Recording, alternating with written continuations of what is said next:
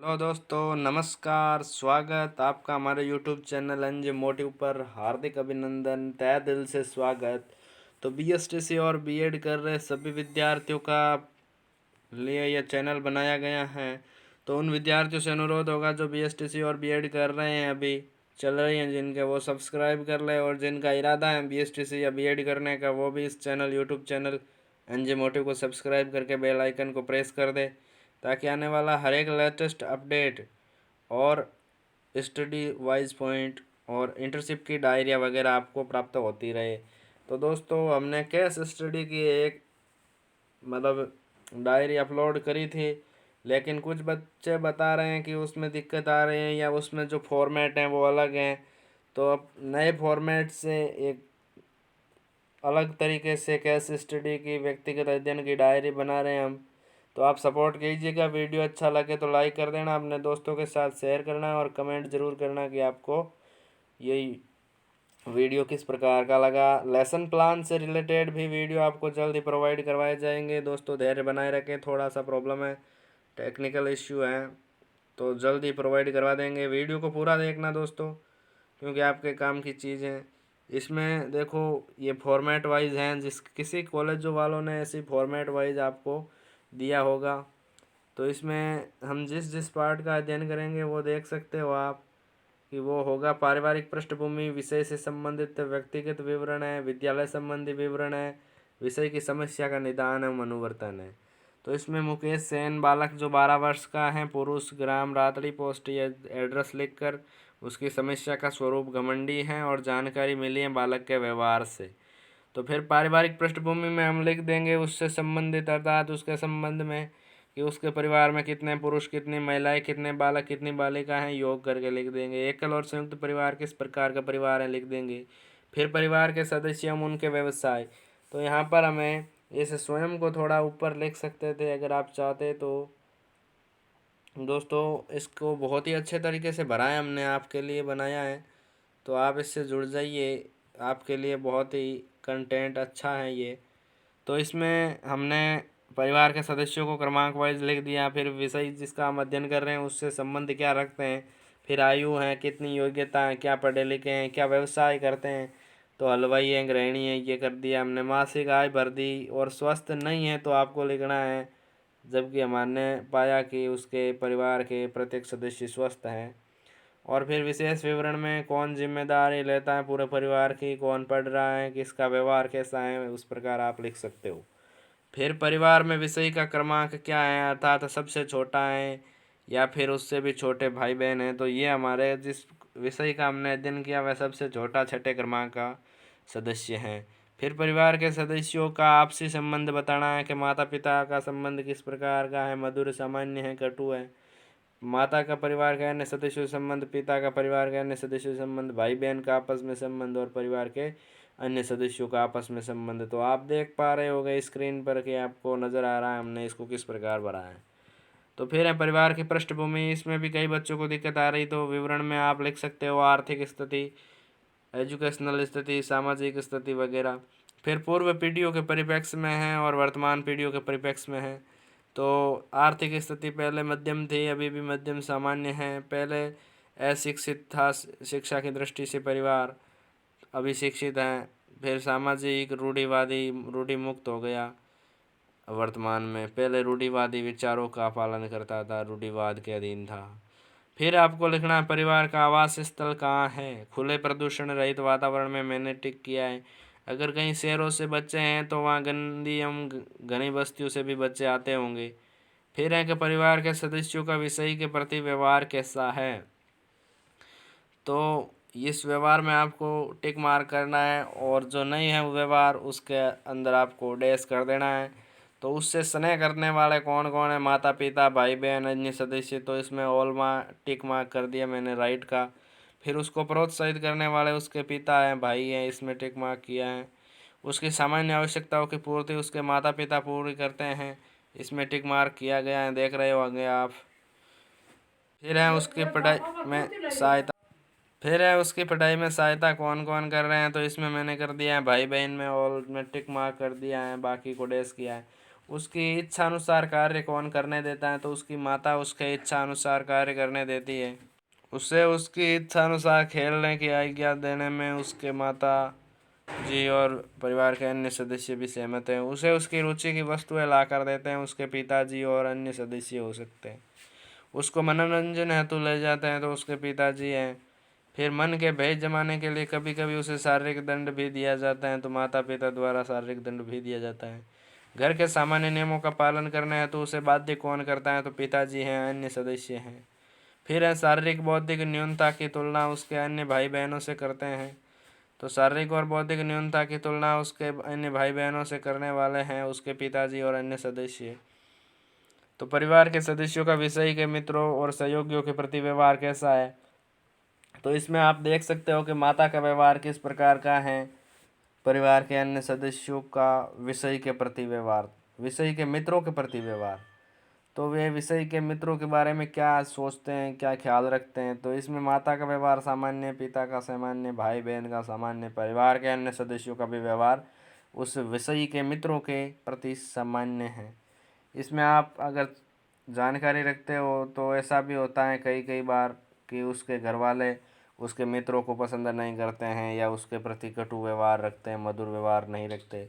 तो इसमें कारण भी लिख सकते हो कि उन्हें पसंद करने के कारण क्या है, तो क्योंकि उनके दोस्त संस्कारवान, शांत स्वभाव, चंचल हैं, इसलिए उनको पसंद किया जाता है। फिर परिवार के किस सदस्य को आप सबसे अधिक पसंद करते हैं, जिसके विषय के बारे में हम अध्ययन कर रहे हैं उसके बारे में। तो यहाँ पर हो जाता है माता पिता, क्योंकि वो अगर हमें कारण भी लिखना है, क्योंकि माता पिता बालक के लिए हर एक आवश्यकताओं को पूरा करते हैं, वे मधुर स्वभावी हैं, इसलिए वे माता पिता को पसंद करता है। फिर अपने बे पार्ट है कि विषय से संबंधित व्यक्तिगत अध्ययन करना है, व्यक्तिगत विवरण करना है। तो जन्म के समय से वे स्वस्थ हैं उसका किस प्रकार का, तो अच्छा लिख सकते हैं इसमें। और यदि बीमार हो तो उसमें कमज़ोर, बहुत कमज़ोर वगैरह कर सकते हो। यदि बाल्यकाल में कोई बीमारी हुई हो तो उसका विवरण नहीं बच्चों पूर्णतः स्वस्थ जीवन जी रहे हैं। दुर्घटना हुई हो तो उसका विवरण देना है, तो उसमें लिख सकते हैं कि नहीं, दुर्घटना कोई नहीं हुई उसके साथ। फिर कोई महत्वपूर्ण घटना घटी हो तो उसका विवरण देना है, जिसमें मैंने देखा कि हाँ उसके जीवन में एक महत्वपूर्ण घटना घटी है। बाजार में एक चोर को पकड़ने में पुलिस की सहायता की थी उस बच्चे ने। फिर शारीरिक दोष जो पढ़ाई में या सामान्य व्यवसाय में बाधक हो, तो नहीं दोस्तों, ऐसा कोई नहीं दोष, नहीं नहीं कोई दोष पढ़ाई में बाधक नहीं है। जैसे विकलांगता वगैरह हो तो उसका उल्लेख कर सकते हैं इसमें। विषय का बोलने में यदि कोई कठिनाई जैसे तुतलाना, हकलाना आदि हो तो भी लिख सकते हैं। नहीं दोस्तों, विषय स्पष्ट बोल पाता है, बोलने में स्पष्ट बोलता है। अगला है कि शारीरिक रोग जो पढ़ाई में या सामान्य व्यवसाय में बाधक है, नहीं है दोस्तों। इसमें अगर है तो लगातार सिर दर्द है, नज़ला है, पाचन शक्ति में गड़बड़ी है, ग्रंथियों के रोग हैं जैसे टॉन्सिल। फिर बालक का वर्तमान में स्वास्थ्य कैसा है, तो आप इसमें से लिख सकते हो जैसा उसका स्वास्थ्य है, जैसे बहुत अच्छा है, कमज़ोर है, बहुत कमज़ोर है वगैरह। फिर वैसे के व्यवहार संबंधित स्थितियों पर अभिमत है। ये बहुत बड़ी सारणी है दोस्तों, मैं एक एक पढ़कर नहीं बताऊंगा, आपको मैं बता देता हूँ कि इसमें आपको किस प्रकार भरना है। ये जो भी व्यवहार संबंधी स्थितियाँ पॉइंट है, इसके अंतर्गत आपको लिखना है कि ये पॉइंट वो माता पिता के सामने किस प्रकार का बिहेवियर करता है, भाई बहन के सामने किस प्रकार का है, अन्य सदस्यों के, पड़ोसी के, सहपाठी मित्र के, शिक्षक के सामने। जैसे पॉइंट है अपने आप में खोया रहता है, तो आप लिख सकते हो माता पिता के सामने बहुत ही ऐसा होता है कि वह अपने आप में खोया रहता है। तो इसमें आपको हमेशा, कभी कभी, कभी नहीं, बहुत अधिक, सामान्य, बहुत कम में जवाब देना है। इस प्रकार आप इसको अच्छे से भर सकते हो दोस्तों। बहुत ही ईजी है, इसमें कोई हार्ड नहीं है, हेडेक लेने की कोई बात नहीं है, टेंशन नहीं लेना, अपने को टेंशन फ्री माइंड में रहना है। फिर है कि विषय की आदतों को वरीयता क्रम देवे। आदतें जो उसकी वरीयता क्रम में रैंक में आती है, तो वह सर्वप्रथम खेलना पसंद करता है, फिर पढ़ाई, फिर किसी क्षेत्र का कार्य, फिर उसके बात आती है सृजनात्मक कार्य की, और फिर मनोरंजन कार्य, और फिर निष्क्रियता को वह अंतिम आदत या अंतिम रुचि में रैंकिंग देता है। फिर बालक की रुचियाँ हैं, हॉबी है, तो इसमें लिख सकते हैं विद्यालय विषय से इसमें सर्वाधिक रुचि रखता है। खेल कूद में वह सर्वाधिक रुचि रखता है, जबकि शीघ्र वार्तालाप में अरुचि रखता है। विद्यालय विषय में हो गया। इसमें आप सब्जेक्ट भी लिख सकते हो, कौन से सब्जेक्ट में उसकी ज़्यादा रुचि है, जैसे हिंदी, इंग्लिश, मैथ है वगैरह। सह शैक्षिक क्रियाएं जिसमें सर्वाधिक रुचि रखता है तो खेल कूद है, खेल कूद है, निबंध लेखन है, सुलेख प्रतियोगिता है, जयंतिया, उत्सव, पर्व है। विषय की प्रमुख हॉबी वरीयता क्रम में तो पहले खेल कूद, फिर किताबें पढ़ना, फिर कविता बनाना। विषय अवकाश के समय का उपयोग कैसे करता है तो खेल कूद में, अध्ययन में करता है। फिर विषय भविष्य में क्या करना चाहता है तो उच्च पदों को प्राप्त कर अपने परिवार की स्थिति सुधारना चाहता है। विषय की वह इच्छा जो पूरी नहीं हो रही है, जैसे स्मार्टफोन है, वीडियो गेम वगैरह, उसकी इच्छाएं पूरी नहीं हो रही है। फिर यह बहुत ही अच्छा बिंदु है विषय के व्यक्तिगत गुण में, जिसमें कई विद्यार्थियों को दिक्कत आ रही है, जैसे मनोवैज्ञानिक परीक्षणों के आधार पर। तो इसमें आपको व्यक्तिगत गुण दिया है, उसका परीक्षण आप कौन से आधार पर करोगे, उसमें आपको मनोवैज्ञानिक परीक्षण का नाम और फिर क्या परिणाम निकलता है वो लिखना है। जैसे बौद्धिक योग्यता में दो वस्तुओं के मध्य अंतर करवाया तो ये पता चला कि बौद्धिक योग्यता सामान्य है। फिर शैक्षिक स्तर पर पुनः स्मरण करवा कर, बार बार बालक को याद करवा कर इसका परीक्षण किया गया तो परीक्षण के परिणाम निकला कि शैक्षिक योग्यता उच्च श्रेणी की है। इसमें आप लिख सकते हो अगर आपके परिणाम कुछ नेगेटिव निकले हो कि योग्यता अच्छी नहीं है, सामान्य नहीं है, न्यूनतम है, कम है। फिर व्यावसायिक में है कि उनकी रुचि आगे कौन से व्यवसाय में है, व्यावसायिक सोच उच्च है, व उचित भी है। फिर व्यक्तित्व का अध्ययन परीक्षण करते वक्त हमने CAT का प्रयोग किया है, जो कि बाल अनुबोधन टेस्ट है, चिल्ड्रन एप्टीट्यूड टेस्ट है। व्यक्तिगत परीक्षण में सामान्य पाया गया बालक, अगर आप उसमें कोई कमी देखते हो उसका उल्लेख कर सकते हो। समायोजन, समायोजन का परीक्षण करने के लिए गतिविधियों का प्रयोग किया। समायोजन करना बालक अभी सीख रहा है। फिर अभिवर्ती, बालकों की रुचियाँ जानना, रुचि खेल के बाद अध्ययन में दिखा रहा है और रुचियाँ उपयुक्त हैं, उचित हैं। फिर है विद्यालय संबंधी विवरण, तो उसका विद्यालय संबंधी विवरण लिखना है कि वह प्रवेश के समय, विद्यालय में प्रवेश के समय उसकी आयु क्या थी, तो 6 वर्ष थी दोस्तों। तो यहाँ आपको कॉलम में दिख रहा होगा, विद्यालय का नाम लिखना है, छात्र छात्रा, सह शिक्षा, शिक्षा का माध्यम, प्रवेश दिनांक, छोड़ने के दिनांक, विद्यालय छोड़ने का कारण। तो दोस्तों जिस विषय का मैंने अध्ययन किया है वो किसी अन्यत्र विद्यालय में अध्ययन नहीं किया है, इसी विद्यालय में अध्ययन कर रहा है। तो मैंने यहाँ पर एक ही विद्यालय का नाम लिखा है, राजकीय उच्च प्राथमिक विद्यालय रातली, नागौर।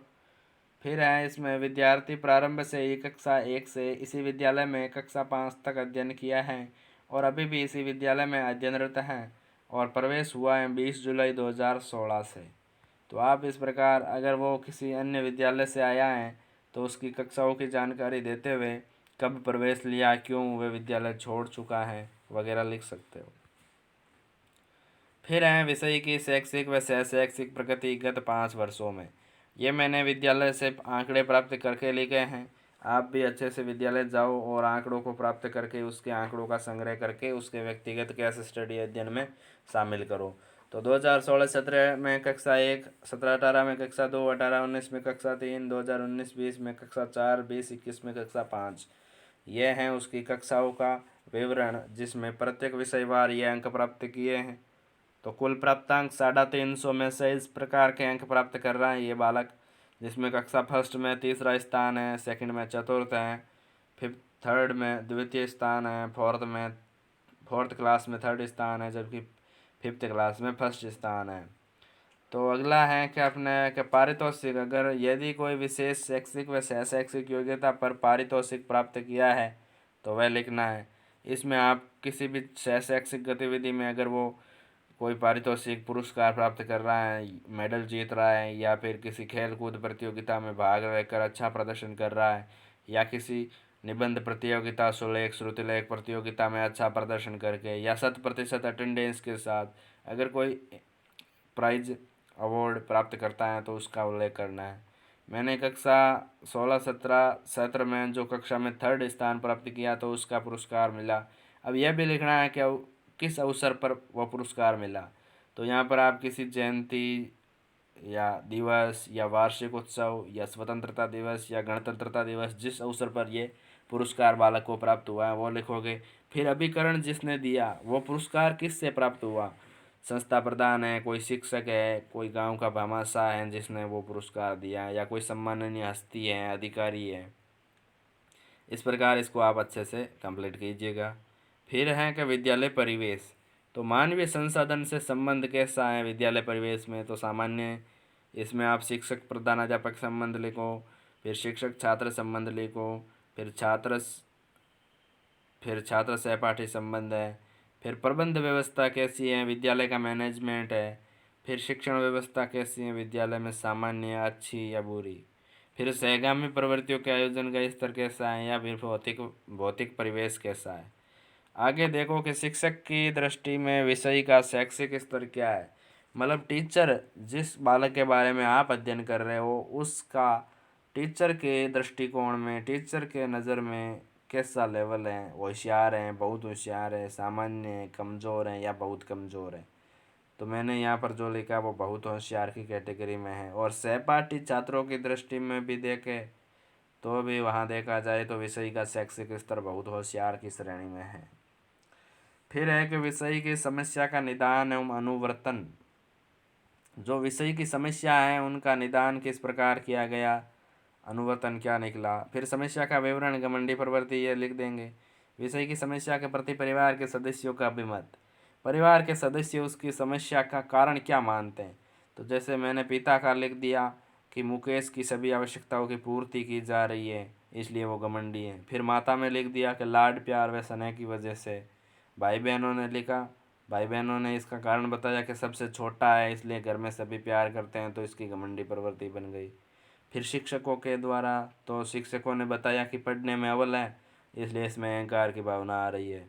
फिर सहपाठी मित्रों ने भी यही कारण बताया कि पढ़ने में आगे हैं इसलिए घमंडी है।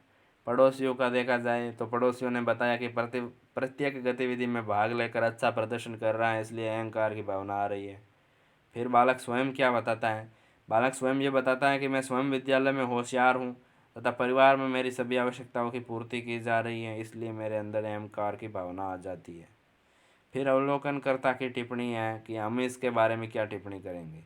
समस्या का संबंधित कारण हमारे अनुसार क्या है कि बालक की सभी आवश्यकताओं की पूर्ति की जाती है, वह पढ़ने में अव्वल है।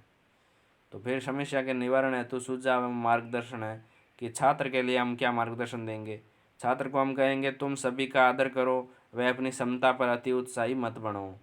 फिर शिक्षक के लिए सुझाव दे देंगे कि सभी शिक्षकों को सुझाव है कि ज़्यादा तारीफ न करे, बालक पढ़ने में अव्वल हैं ठीक बात है, ज़्यादा तारीफ न करे क्योंकि ज़्यादा तारीफ करने पर वह अति उत्साही हो जाता है। फिर अभिभावक के लिए सुझाव है कि जो चीज़ें बालक के लिए अति आवश्यक हैं वही उपलब्ध करवाए, फालतू में या जो भी चीज़ें वो मांगे वो उन्हें उपलब्ध नहीं करवा देनी चाहिए। इससे बालक के अंदर उन चीज़ों के प्रति, उन सामग्री के प्रति हीन भावना आ जाती है, वो उनकी कद्र करना भूल जाता है। फिर है प्रस्तावित अनुवर्ती कार्य जो कि संभव है, बालक को कुछ प्रेरक कहानियाँ सुनाकर उसे घमंड करने के दुष्परिणामों से अवगत कराना है। फिर है कि कौन कौन से अंतरालों में किस प्रकार उसके व्यवहार में परिवर्तन आता गया। तो प्रथम अंतराल के बाद घमंड के गलत प्रभावों को समझ पाता है। द्वितीय अंतराल के बाद घमंड के व्यवहार में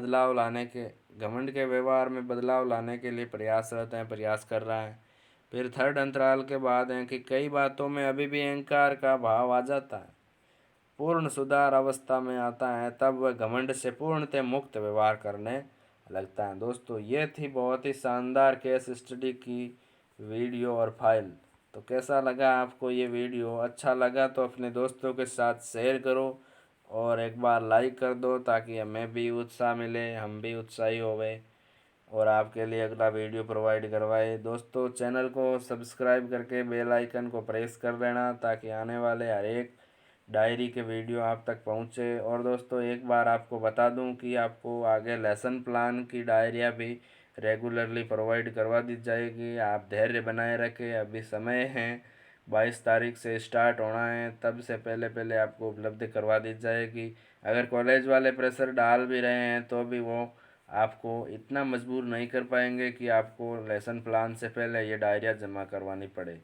तो आप अच्छे से जब लेसन प्लान देने जाओ तब भी जमा करवाओगे तो भी चलेगा। ये डायरी कैसी लगी, अच्छा लगा तो कमेंट करके ज़रूर बताएं। वीडियो देखने के लिए तहे दिल से आभार, धन्यवाद, शुक्रिया दोस्तों। जय हिंद, जय भारत।